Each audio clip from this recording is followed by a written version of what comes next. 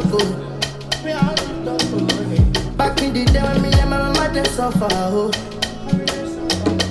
People talk shit, they talk say I don't go make them. But see me now, my son is dying down. Yeah, can't get it out to up. I don't need to see nobody. Impression without expression leads to depression of feelings. Everybody lucky for the day.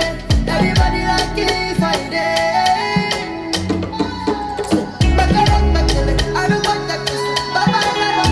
Impression without expression leads to depression of feelings. My impressionable feelings goes to the merciful sustainer, my beneficiary, the magnificence, the majesty, the unchangeable change, the unmake maker, my unthinkable thinker, the originator of the whole universe and mission of the oppressed. I do say, if it is the only thing I learned in life is to give praises to God, it deserves my praises.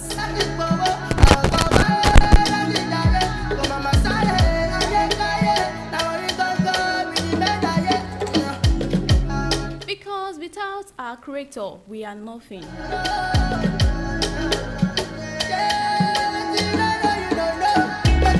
Today, 1st of April 2025, I'm using this medium to welcome you all into my today's program called Breaking Barriers.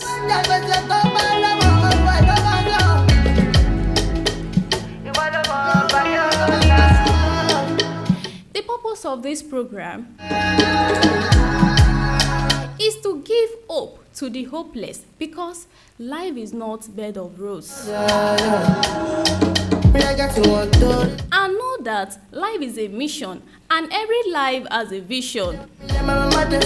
It can be irrespective of when and how it begins. There is more to life than our usual routines. And also know again that in the journey of life, you cannot fold your hands and expect everything to come to you. You have to go and get it. And this life is full of ups and downs. Nothing comes easily. I would say in all, happiness is key in life.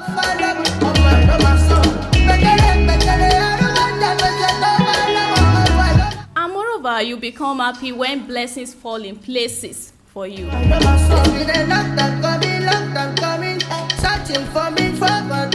A big thanks to the chairman of AIM FM Radio TV and my producer and everyone here. My name is IFEOLUWAPELUMI. But in a world full of adversity and inequality, it is crucial that we strive to break down the barriers that stand between us and our goals.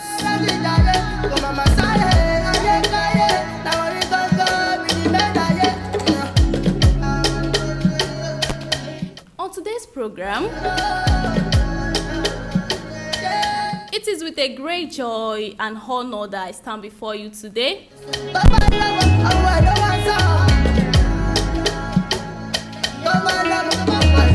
to welcome a truly remarkable woman, a word who embodies strength, wisdom, and grace in every sense of the life. Yeah, my guest is not just a teacher, but a principal, a leader who shapes minds and builds futures with unwavering dedication. I can say she carries a discipline with unwavering dedication. People talk shit, they talk say I don't go make them. But see me now. And she's not a burden as a guiding light, which she also commands respect and true force.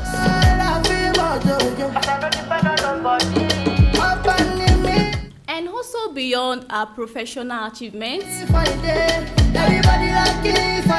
She's a mother who nurtures, not just with love, but with wisdom and patience. And above all, she's a woman who loves God. She reflects God's grace in her action, her word, and even the life she touches.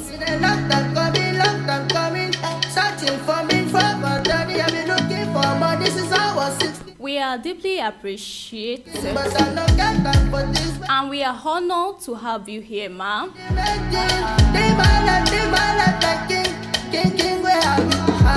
Please, ma'am, take a moment to introduce yourself in your own little ways, ma'am.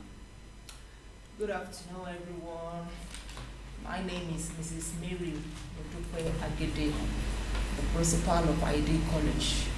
And I can say that I'm very happy to be on this program today. Thank you.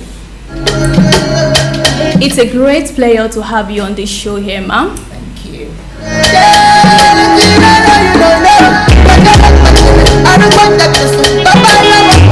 Yeah, overcoming obstacles in both teaching and family life requires resilience, adaptable. We can also call it adaptability and unwavering commitment, even especially to growth. There are so many educators that face challenges a lot. It can be either by managing classroom or dealing with personal struggles at home. But still here, they still continue to inspire and shape people,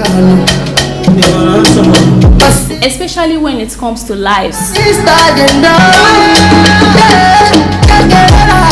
But those who face difficulties, families difficulties, whether financial struggles, personal losses, even balancing emotional burdens with their professional at times.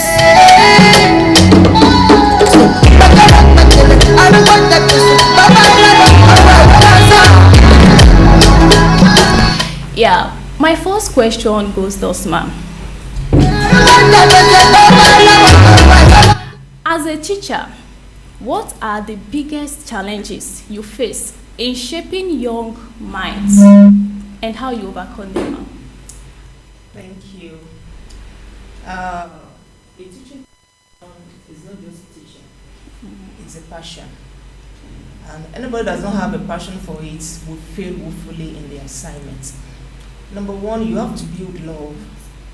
You have to build love. You have to have enough to go around. Not just to one person or what you think you are. Above that, you have to build love, because when you are teaching, you are impacting. Impacting lives. If you are impacting life. And if you are not doing that, then you are failed woefully. So one of the biggest challenges we do face is that, these children, they come from different families, they have different backgrounds. Yes. Their mode of assimilation is different. Now, when you are teaching a student, when one word comes out, majority of them can pick it up immediately and learn and know it. Even if you ask them a minute or even an hour or more than an hour later, they can pick it up. But in that same class, you realize that you have to go over and over again for one or two or three of them to know it. Now, when you are dealing with that, you just don't assume that, well, every one of them are perfect, so they already know what you taught them. No, you have to bring yourself down to their level. If not, you are not impacting. You are just going there to play. So when you are teaching, you teach children out of love, number one. And number two, you have to make sure you carry your children, your students along with you when you are teaching them. Because the mode of assimilation is different. And that is number one challenge of every teacher. When you are teaching, mode of assimilation of students are different. Starting from their cradle, from KG, even to university level. And as a lecturer, as a teacher, as a guide or whatever, number one thing you have to do you have to carry your children along when you are teaching them. So you will know whether they understand or not. And number 3 is that when you know that, you notice that some of them are not assimilating what you have to do, then you have to go down to their level. Now, those that already understand, perfect. And those that are yet to understand, then you know, you have to figure it out. What are those things that I can do to make them know what I'm impacting to them? Because whatever thing you are teaching them now, if they don't know it, it will tell in their future. Exactly. It will tell in their future. So number 1 thing is that when you teach and you know that teaching is not going down well with them, they are not assimilating, you go to another method. You can use charts. Some of them like it when the class is active. When the class is active, whatever thing you are teaching any child during that time, it grabs. Maybe through the way you are joking, through the way you're joking, or you are the chat, or whatever thing it sees. Or if you know chat is not when you use acronyms. Okay, this is what I'm teaching you. You don't know, then you use acronyms. Whenever time they remember that acronyms, that thing you have taught them, they will remember. So those are those things that we face when you are teaching. So when you are teaching, that's why I say is a passion. Is a passion. It needs patience. When you are teaching them. It needs patience. Ma, in that aspect, it is can I say it is advisable to introduce cane, because there are some children, they are very stubborn, and without using the strong heart to hold them, they won't understand what you are teaching them in that aspect. Well, to me, I don't advise it. In my school, my teachers, I don't introduce cane. I don't like it, because mere saying it, some of the children will not be able to assimilate what you're teaching them. They will be looking at the cane. They are not looking at what the teacher is teaching them. So first thing is, you create an atmosphere for students to like or to love what you are teaching them. Once they love you, you have to work on your personality, number 1. Once they love you, when you enter the class, whatever thing you are teaching them, they will assimilate. It's not about children alone. Even into the university level, I have a teenage daughter, and she do tell me a lot of things. She's in university already. So when she's telling me, she will tell me that, this lecturer, once it gets like that, is headache. I was like, don't have headache. Don't take what is listen to what we are paying every day. So listen to what the teacher is telling you. So it's not about cane. It's not about being harsh. No, you don't need that. When you create that environment for children, even for adults, once they love your personality, whatever thing you're teaching them, they will assimilate. So you don't have to use cane. Yeah, in that aspect of teaching, have you ever had to break societal or personal barriers to advance in your teaching career? Personal barriers, yes. I will have to say yes. I have to say it, because sometimes I don't have this patience for me going over again. Once I go over once, twice like that, I may be frustrated. So, but when it gets to educating these children or teaching them, I have to break that barrier personally, because I love it when children excel, when they succeed. Once they succeed, is a crown to me. So I have to break that barrier personally and give myself a lot of patience when I'm dealing with them. So once I can do that, then I realize that I was able to penetrate through them, and they are free to come to me, and I'm free to talk to them, and with that, I beginning to make impact in their life. So whatever, even apart from education, apart from learning, apart from classroom activities, when they have any problems, they are free to come and meet me, and we talk, and I do provide solutions to them, and once that is done, they are happy. So I think I had to break that barrier personally. Exactly. Thank you, ma'am. This is so interesting, ma'am. As we all know that the education of Nigeria is getting worse day by day, every day. Now, what are the changes would you like to see in this education system to empower the next generation to come?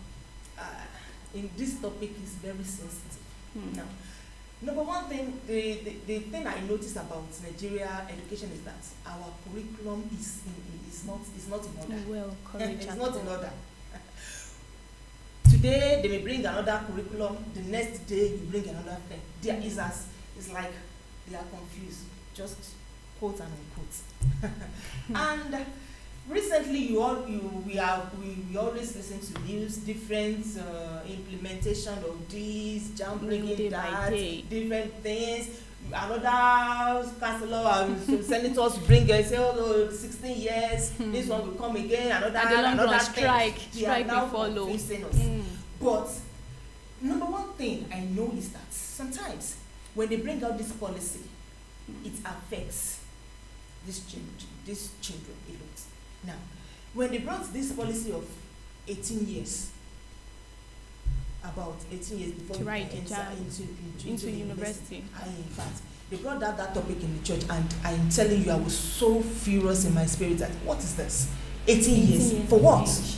For what? Before you can enter university. Before you can gain admission. Why? Why would it be like that? No, this thing we're talking about, it's not about age. Do you know that some children are intelligent, are more intelligent than those that are saying they are 20 years, 50 years. It's not, to me personally, age is not about being intelligent or something. So you don't have to what? You don't have to limit them. But notwithstanding, age like 10 years old is okay to be in Jesus. So as far as I'm concerned, 10, 11 is the normal age bracket. So at the age of 15, 16 years, such a child is okay to enter the university. And thankfully now, that is what just 16 years. Upward. 16. Anything upward, say, because this country is not encouraging it at all. It's not. So when by the time you are entering university at the age of 18, when did you want to graduate? 22 years. And it's not as if there is automatic there's no automatic admission. No, there's no automatic admission. Sometimes JAMB will come again. You go to your dad at the age of 18 years. What is the what does it mean that at that age? I have friends that even write JAMB like 4 times, 5 times before they can gain admission. That doesn't mean that at the first attempt you are going to have the mark you require to get the admission. After that, you have to face the rigors of ASU in the school. Post-UTME is there. They will drop some students again. So those things are what they have to look into. They should sit down, then rack brains and give us good and sensible policy that will make these children strive well. Now, if some of us we will start comparing Nigeria with advanced country, no, it's a very wrong thing. Because this advanced country we're talking about, even if they gain admission at the age of 20, that is not of everybody's business. Because at the end of the day, they are okay. They are okay. As every time they are finishing their education, they are ready. Whatever thing they want to do is already there for them. And Nigerians will now sit down together and begin to compare Nigeria. At least in this country, they start the education at the age of 5. Why will you do that? Who gives you the assurance that at the end of your university school, you will get the automatic admission? It's not possible. So we don't have to compare that. This policy are affecting our children. So they should sit together and give us a sensible one that will strive the age of time.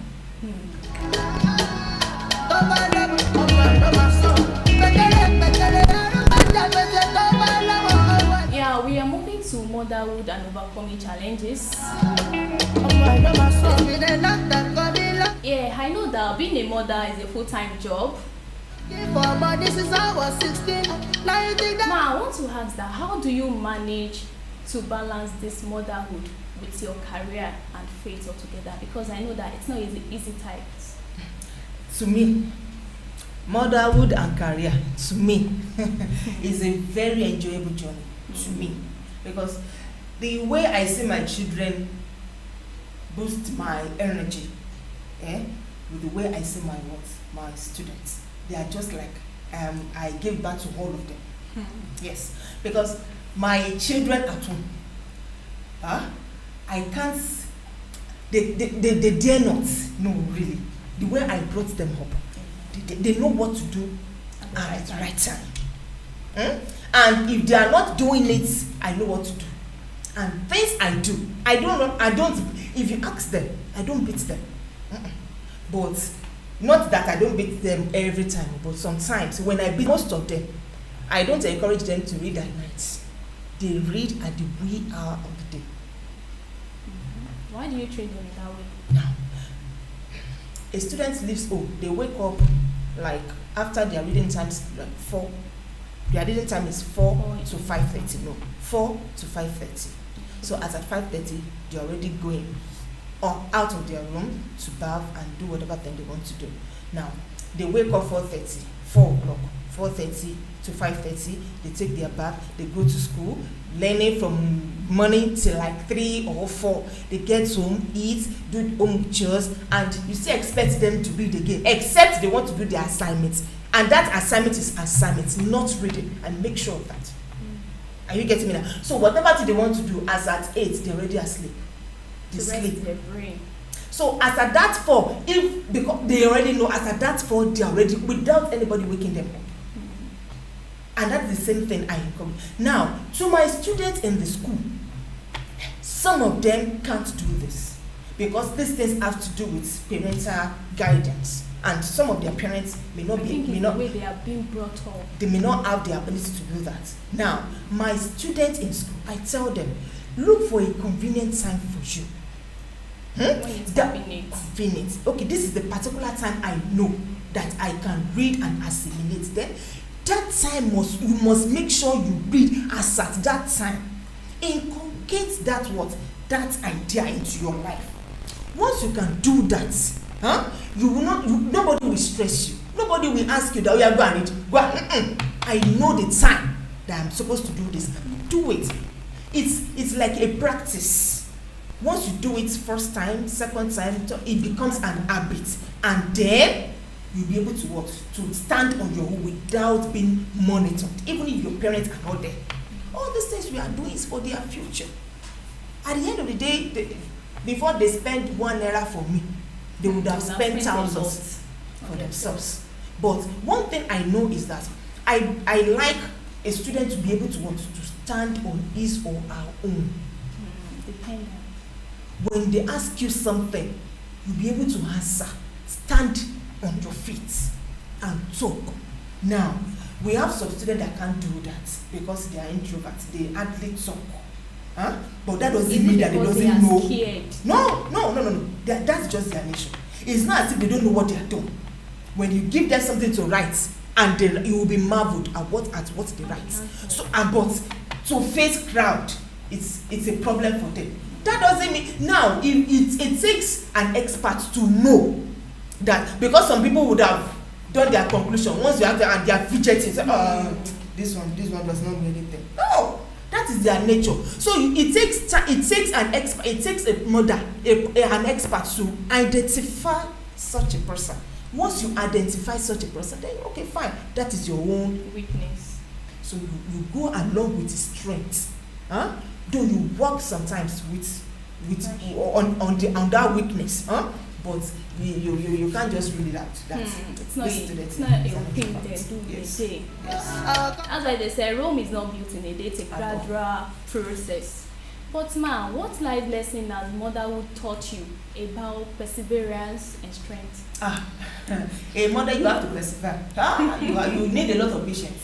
You need, if not, some of these children can make you, can frustrate you. Can frustrate you, especially in the school setting. If you are not patient and you are not a mother, you will just beat some of them to stupor, and at the end of the day, you will be the one to be blamed. So it takes a lot of patience. A lot of patience. You instruct a particular student. Okay, don't do this. So before you say Jack Robinson, he is already doing what you asked him to. What will you do? You have to be patient. If not, you will just beat out of anger. And once you do that, something else. So it needs a lot of patience, a lot. But you must not rule out discipline. You must not rule out discipline, and you have to be strict and firm with your decision with them. If not, they will take it for granted. Exactly.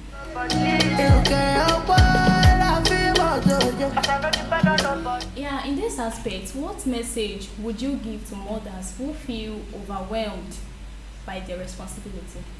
Mothers should not be overwhelmed by your responsibility. Because If not, there's you are playing with your future. Mm. You are playing with your future. You are with what we are saying in our society.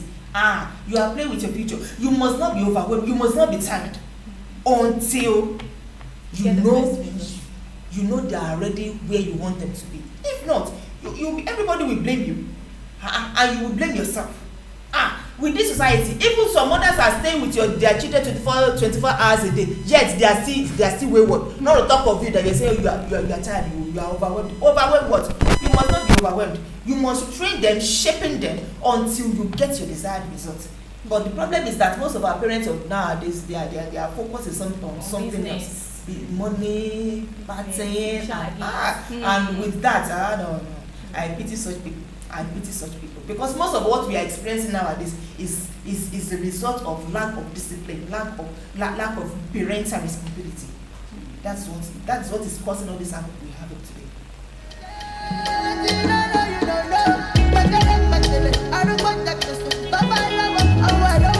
Yeah, this is Breaking Barriers with IFEOLUWAPELUMI. Here we have our guest, Mrs. Mary Modupe Agede, also worship and breaking barriers. Ma, have you ever faced any moment when you doubted yourself, and how do you rise about it? I have never doubted myself anyway. But I have never been in a situation where I will doubt myself. But sometimes you may be overwhelmed by some challenges that you think that I supposed not to be where I am. There are some things that you need that you are not getting at that time.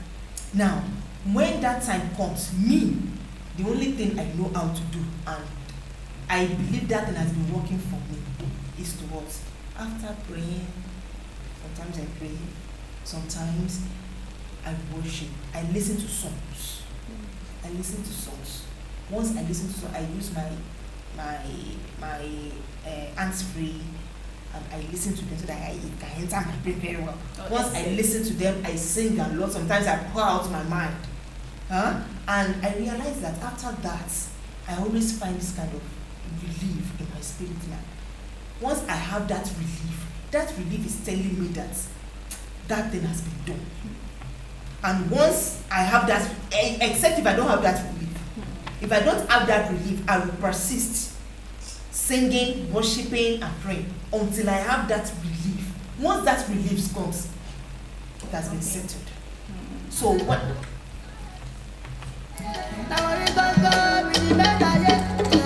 Yeah, moving on.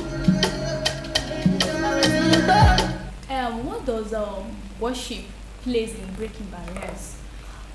Or it can be in a spiritual limitation also. Worship is a very powerful weapon. When you are worshiping God, sometimes you carry the weight.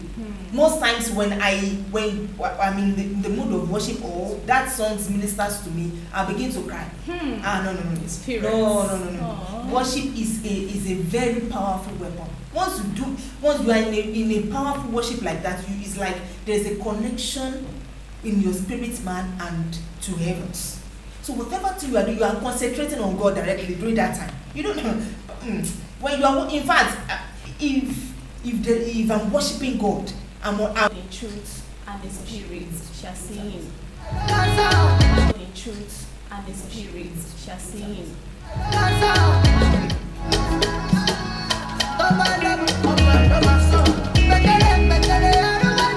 Yeah, onto the last episode of Breaking Barriers today. Who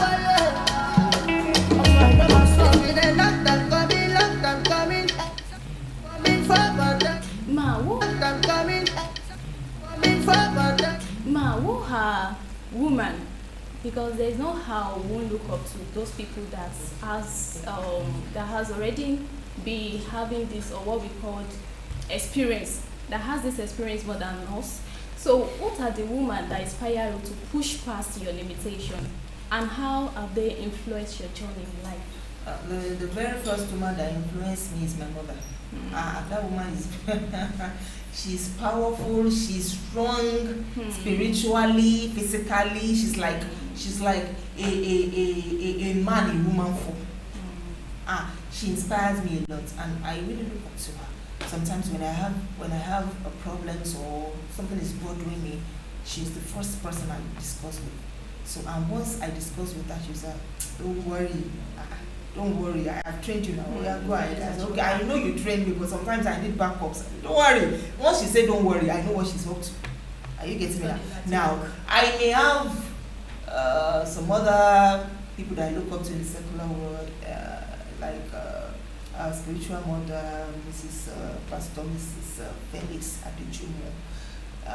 Mommy too, sometimes through our ministry. I do listen to our ministration sometimes, but I am very careful on getting, some people they are just talking. What they are another thing is what another thing they are doing something. Yes. So I am very diligent in making my choices. But my number one mentor is my mother.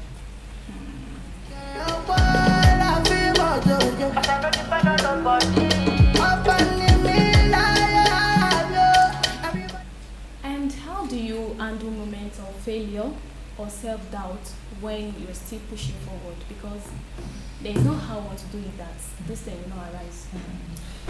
What you just asked me, it happens to me. We already thought that don't worry, it's a sealed deal, but at the end of the day we were disappointed.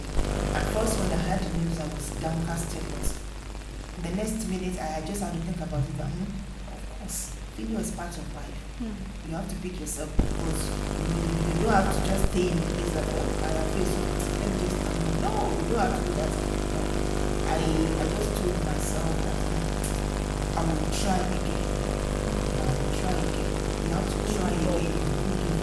So when you are doing that, you just know, number one thing is that know that failure is part of life. You can't just be recording success is all the time. Once you have that mindset that failure is part of life, so once that failure comes, so you just have to look past it, and move on. Look on that way to energize yourself.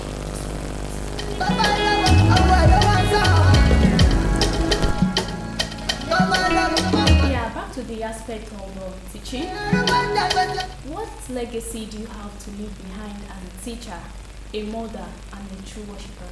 To me, as a teacher, my start from JSS1 all through their all through their secondary school days until now, they can anytime they are recording their success, they always refer back to me, and that always gives me this energy, this passion to do more. That if I can do that, then those that are coming, I can do more for them. So anytime I say that, it's pushing me to do more for my students. So whatever thing I am doing for them, they know. I encourage my students, not just on academics alone. They walk up to me. I advise them, I tutor them more than what any teacher, even some of them see me as their mother, because their mother are not always around. So whatever they can want to discuss to their mother, but especially I'm always particular about girls. So once I have that passion for them, and they can walk up to me, they tell me what their problem is, we discuss it, and we always have solution for everything. So whatever thing they see me doing, at least when they grow up, these children, they don't forget things. Yes, so they have memory.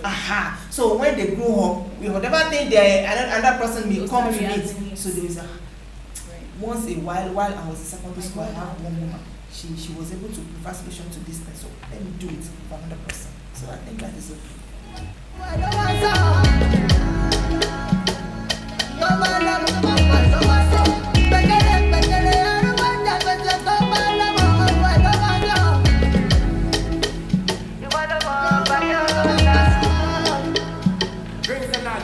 Yeah, we are coming to the end of this program gradually.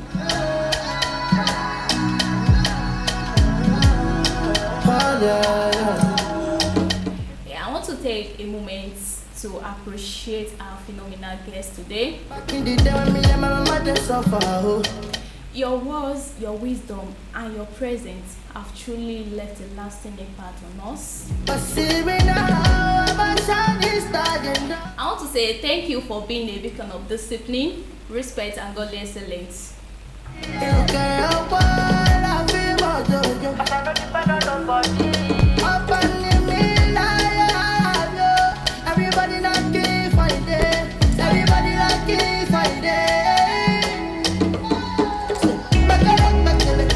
I pray that may God continue to bless and uplift you in all that you do. Thank you.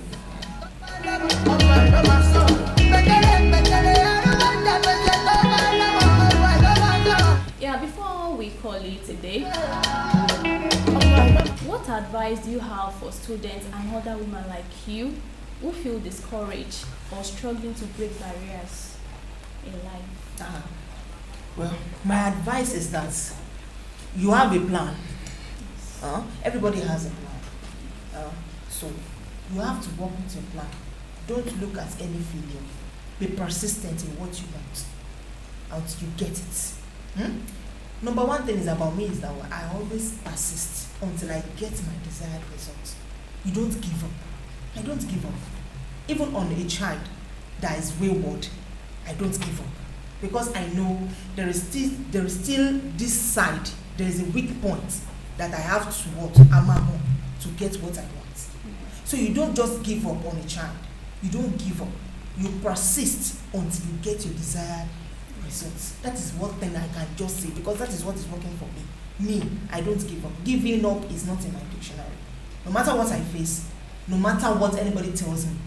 And the words of negative words don't affect me. It doesn't affect me. So I wouldn't look at your negativity. I know with everybody in life has a positive impact to make. So you don't just come to me and just tell me that you are not doing this, you are not doing that. It won't affect me. You're just wasting your time. So whatever thing you want to do, make sure you are what? You are persistent in doing it. Persist until you get what you want. You strive until you attain what? That height that God has destined for you. So you just don't give up. Don't give up. Giving up is not an option. Once you give up, you have what? You have lost. You have failed woefully. So don't give up. People that we are seeing today, they have stories to tell. When they were climbing the ladder of success, they have stories, so many stories to tell. When they are telling you their stories, you'll be marveled that, well, are you sure you went through all this? Yes, they did. They went through all that. But they don't what? They don't relax and say, well, I have accepted, I have given up to faith. No, don't do that. God doesn't even want you to do that. God that made this rod in 7 days, the first day, second day, third, and you can see that as he's doing it, there's this perfection that follows everything. So who are you? No, you don't have to give up. Be persistent until what? You get your desired results. Thank you so much, ma'am. We hope to have you with us again in the future. I do.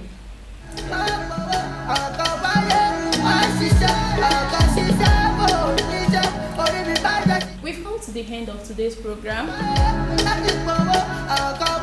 I believe a lot has been learned from today's program.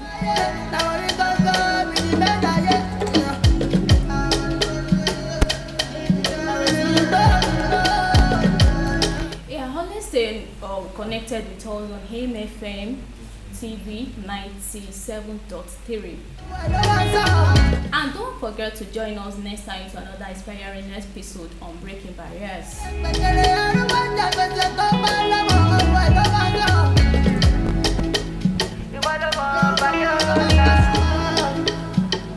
Yeah, as we part, always know that life will test you. But it will never break you unless you let it.